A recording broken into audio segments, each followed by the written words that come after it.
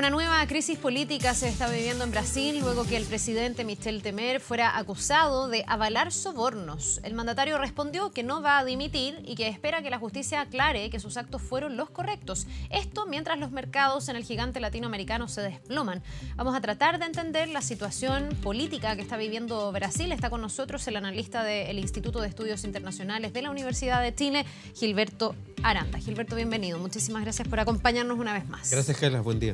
Esta vez para analizar lo que está pasando en Brasil. Recordemos que Brasil es un país que viene muy afectado políticamente. Tenemos a Dilma Rousseff, que finalmente a través de un impeachment sale del poder. Llega Michel Temer, muy a contrapelo de muchos, y ahora Michel Temer protagoniza un escándalo por supuestos sobornos, donde se ha revelado un audio en el que él se junta con un alto empresario, controlador de uno de estos frigoríficos, además cuestionado, quien le dice que está pagando una serie de sobornos a Eduardo Cunha, que era el presidente de la Cámara de Diputados, para finalmente comprar su silencio. Y en ese audio el presidente Temer le dice una cosa así como: debes continuar con estos sobornos. ¿Cuál es la situación que está enfrentando el país? ¿Qué tan grave es lo que está viviendo Brasil? Es gravísimo porque el alcance y la magnitud de la corrupción ya realmente está instalada en todos los niveles, y tenemos que quien había sido uno de los artífices del impeachment a la presidenta Dilma Rousseff, un artífice tras la sombra, finalmente también está más que salpicado, está involucrado en esta trama de corrupción y cleptocracia que afecta a la clase política brasileña casi en su conjunto. Por lo tanto, no es sorprendente lo que está pasando, pero sí la magnitud de lo que puede llegar a pasar, porque recordemos que hace un año que fue destituida Dilma Rousseff, y hoy día todas las posibilidades casi están abiertas para una eventual salida de un presidente que además ha dicho en el día de ayer que no renunciará. Ayer hubo un hecho también bien importante, que es el que el Tribunal Supremo finalmente da curso a una investigación en contra del presidente. Ahí se marca un punto de inflexión. Una cosa es que las acusaciones estén hace rato en torno a la figura de Michel Temer, pero ahora ya esto se hace carne también con un Tribunal Supremo que podría involucrarse y que también podría ser una salida a esta crisis, si es que el tribunal realmente declarara como culpable finalmente al presidente. Bueno, hay tres salidas. Una es el impeachment, que es el juicio político, que se inicia una vez que 2/3 de la Cámara de Diputados y el Senado lo dan curso y finalmente lo aprueban, que además tarda como un semestre, fue la vez pasada con Dilma. Entonces, mucho tiempo. El proceso que inició el Tribunal Supremo al que aludes también va a requerir en algún momento el consentimiento de la Cámara de Diputados y el Senado, también en 2/3. Por lo tanto, también es una cuestión que toma un tiempo importante, varios meses. Y yo diría que hay una tercera opción para dejar fuera al presidente, que es que el Tribunal Superior Electoral, que el 2 de junio va a tener una revisión para ver otro caso, que es de que la campaña de Dilma y entonces su candidato vicepresidente Temer, de alguna manera también recibieron dineros de empresas privadas en forma oculta para lanzar esta campaña. Por lo tanto, si eso es aprobado, también tendría en este caso que hacerse a un lado al presidente, y ahí abrimos otro capítulo y ciertamente un vacío de poder. Hay una cuarta opción, pero que es la que ayer cierra a Temer, que es que él pueda renunciar a la presidencia. Ayer muchos especularon que eso podría pasar y él dijo que no va a renunciar, fue muy enfático, incluso le pide a la justicia que esto se investigue a fondo y habla de una conspiración en su contra. O sea, Temer no se va, digamos, por cuenta propia, que sería lo más fácil dentro de todas las salidas posibles. Ciertamente, es la más rápida, la más expedita, y que, sin embargo, ha desechado en el día de ayer. Se aferra con todo al poder y exige probar su inocencia, pero diría yo que el manto de duda es tan amplio y tan profundo que está alcanzando todos los niveles y el presidente está seriamente cuestionado. Realmente sabíamos que habían sospechas. Esto no es sorprendente, sino por la magnitud. Y yo diría que si es apartado, ya sea por una forma u otra, se va a abrir, insisto, otro capítulo, porque una elección indirecta a través de lo que es el Congreso, que es la vía que constitucionalmente está establecida, significaría altos déficits de legitimidad, que es lo que hoy día la sociedad brasileña reclama. Eso te quería preguntar, por el estado de ese Congreso, porque finalmente, bueno, Temer al parecer no va a renunciar, esa sería la vía más fácil. Todas las otras van a depender necesariamente del Congreso y de la venia que puedan dar los parlamentarios para que se investigue al presidente y se le pueda hacer a un lado. ¿Cómo está Temer respecto de sus fuerzas políticas en el Congreso y cómo está el Congreso de cara a la ciudadanía? Una ciudadanía que está muy cansada, que finalmente también cuestiona a este Congreso no solo por la forma en que se sacó a Dilma, sino también porque tenemos muchos parlamentarios implicados en estos mismos casos de corrupción. Entonces muchos dicen, este Congreso no tiene la legitimidad para darle una salida viable y democrática a Brasil. Bueno, respecto a lo primero, Temer ha sufrido disensiones en el día de ayer. Ya van 3 ministros que están apartándose. Su partido, el Movimiento Democrático Brasileño, está diciendo que va de alguna manera a observar con mucha atención lo que diga la justicia, y el Partido de la Socialdemocracia, que también era un respaldo, ya está dando señales de apoyar el impeachment. Por lo tanto, internamente está muy deteriorado políticamente el presidente Temer. Si a eso le sumamos que ni siquiera alcanza un dígito de aprobación en las encuestas, diría yo que es un pésimo momento para la presidencia. Ahora, respecto al Congreso, el Congreso está salpicado en su conjunto. Yo diría que más de 2/3 tienen acusaciones o sospechas de estar involucrados en casos de corrupción, como el de Petrobras, como el Lavallato o el de Odebrecht. Y por lo tanto, en ese contexto, tenemos que el Congreso, si en el Congreso recayera la decisión de elegir al sucesor de Temer, una eventualidad que fuera apartado del cargo, eso va a crear también una crisis de legitimidad y la gente no estaría contento porque al fondo sería más de lo mismo. Es decir, la salida es realmente elecciones anticipadas que no existen en la Constitución brasileña actual. Antes de preguntarte por eso, que desde afuera parece lo más lógico, tú dices, habría que entonces ver qué legitimidad podría tener el sucesor de Temer. Ese sucesor sería el presidente de la Cámara de Diputados, al igual que ya ocurrió, ¿no? Ah, no, pues Temer era vicepresidente. Porque Cunha, que es el que está implicado en esta trama. Está preso en este momento. Exactamente, pero los mecanismos que prevé la Constitución son que va a haber una presidencia provisional en el presidente de la Cámara de Diputados, el presidente del Senado y finalmente está el presidente del Tribunal Supremo. Ese es el orden de prelación. Sin embargo, estas presidencias provisionales tendrían que administrar una elección indirecta del Congreso en un plazo de 30 días.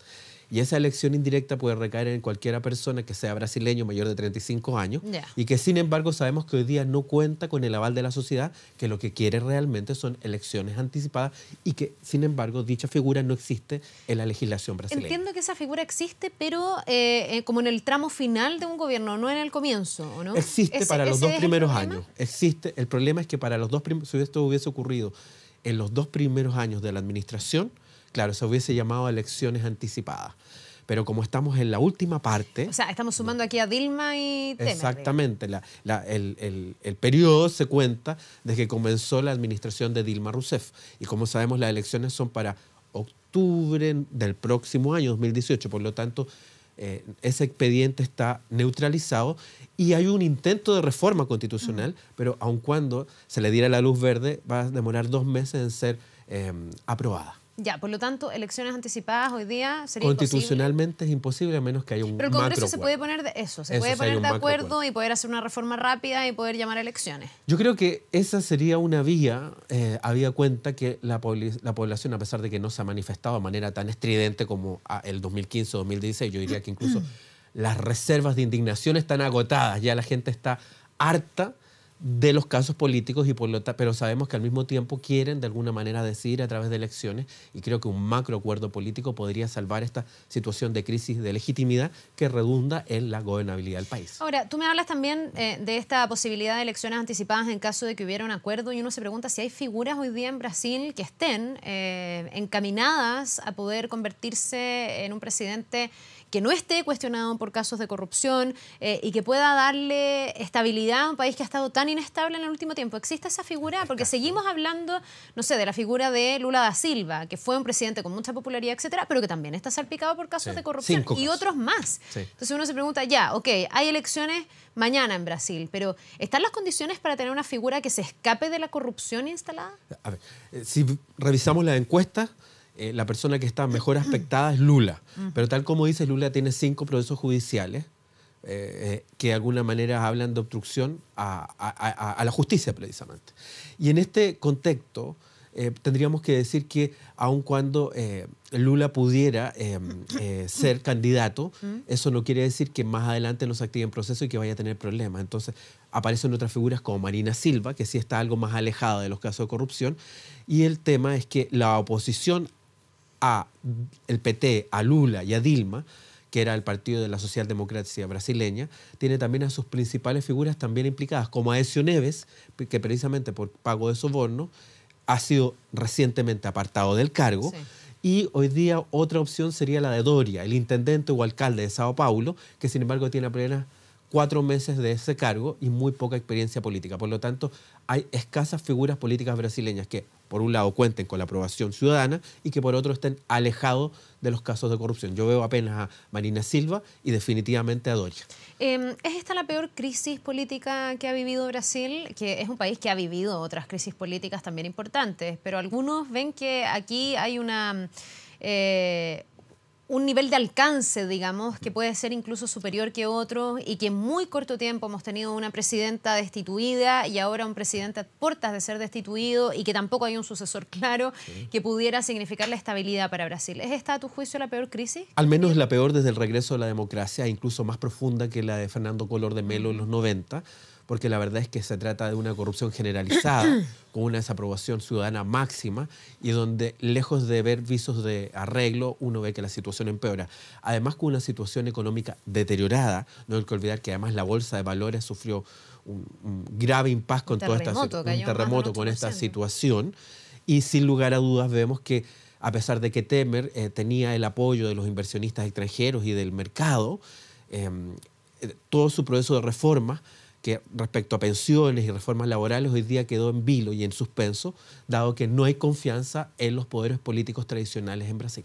Ahora, uno se pregunta cuál es el alcance de esto para otros países. Siempre se dice que cuando Brasil estornuda, el resto se enferma, digamos, que es tanto el peso regional que tiene como el gigante de Latinoamérica, que en realidad es imposible que los otros países no se vean afectados. Ya lo estamos viendo desde el punto de vista económico. Ya hay empresas en Chile que están sufriendo esta caída del valor en la bolsa y que por supuesto se van a ver afectadas. ¿Qué tan profundo o grave puede ser para otros países y particularmente para Chile el que en Brasil se viva este ambiente de inestabilidad política? Es una mala noticia para toda América Latina, por supuesto, en primer lugar para los socios del Mercosur. En Argentina están muy nerviosos con el tema de los cambios que pueden haber respecto a la devaluación de la moneda brasileña y las alteraciones al tipo de cambio, pero además para la región en general, para Sudamérica, es una mala noticia, teniendo presente que Brasil es la locomotora económica y que países como Chile tienen importantes conexiones a nivel empresarial y financiera con Brasil, y por lo tanto lo que vaya a ocurrir con la economía brasileña termina afectando a toda la región en su conjunto. Ahora, ¿el resto de la región es simple espectador de lo que ocurre en Brasil? Pues, aquí finalmente todos los países van a tener que estar sujetos a lo que los propios brasileños vayan decidiendo, me imagino, y determinando. En la medida en que se respeten los canales institucionales, que cuando tenemos crisis de esta magnitud es lo que queda, aferrarse a las instituciones y a la Constitución, los demás países lo que tienen que hacer es respaldar, apoyar todo lo que sea el camino hacia mejorar la situación económica, política y social del Brasil. Por cierto que los países empiezan a tener una opinión mucho más importante cuando se apartan los gobiernos de ese camino institucional, como pasó en otros lugares. Pero hasta ahora en Brasil todo se está pegando según lo que la Constitución señala. De hecho, lo que está ocurriendo es que los mecanismos institucionales están operando y la justicia está haciendo su trabajo. Ahora, ¿cuánto puede durar esta agonía brasileña? Que ayer de alguna manera se extiende por esta idea de Temer de no renunciar y por no hacerse cargo, en definitiva, de estas acusaciones ya con evidencia, como este audio y todo en su contra. ¿Cuánto podría durar un proceso? ¿Cuánto tiempo más podríamos ver un Brasil donde alguna de estas salidas se dé? Porque tú me decías que todas finalmente son bastante largas en extensión de tiempo. Bueno, en Dilma tuvimos una teleserie. Tal vez la del Tribunal Superior Electoral sea un poco más abreviada, porque en junio ya tendría que tomar una decisión respecto a eso y a lo mejor por ahí pueden buscar una solución. ¿Pero esa vía ya está activada? Esa vía, el 2 de junio vamos a tener la noticia, exactamente en 2 semanas vamos a tener la noticia exacta respecto a eso, si eso va o no. Pero lo que sí tenemos claro es que necesitamos además el macro acuerdo de toda la clase política expresada en el Congreso brasileño, porque el tema es si va a resistir la ciudadanía, la población, toda esta cadena de episodios de corrupción que lo único que hacen es desafectar a la gente de la política y que constituye una grave crisis de economía. Y Temer hoy, dentro de sus propias fuerzas, está más solo, me decías tú. Cada vez más solo. Y en el Congreso entonces podría darse un acuerdo para destituir a Temer. Me acuerdo lo que pasó con Dilma Rousseff, que fue eso, básicamente, que se fueron poniendo de acuerdo los parlamentarios para ir dejando sola a Dilma. Podría pasar. Es que lo que ocurre es que no solamente el PT en la oposición hoy está reclamando el impeachment, sino que además los socios del Partido de la Socialdemocracia brasileña también está dando votos para lo mismo. Entonces, eso es posible. Mi punto es que eso demora un tiempo. En el caso de Dilma demoró un semestre. Y tengo la impresión de que esta agonía a la que tú haces alusión no resiste 6 meses. Es necesario que en un plazo más breve se logre colocar fin, por el bien de Brasil, pero también por el bien de la región, a esta situación. Ya, bueno, vamos a ver si es que eso ocurre. Habrá muchos parlamentarios en todo caso que también con la posibilidad de verse salpicados quieran contener esta situación. Así es. Lamentablemente. Ya pues, Gilberto, muchísimas Carla, gracias por muchas este gracias. Buen análisis. día. Vamos a ver qué pasa con Brasil. Ojalá que haya más estabilidad política en esa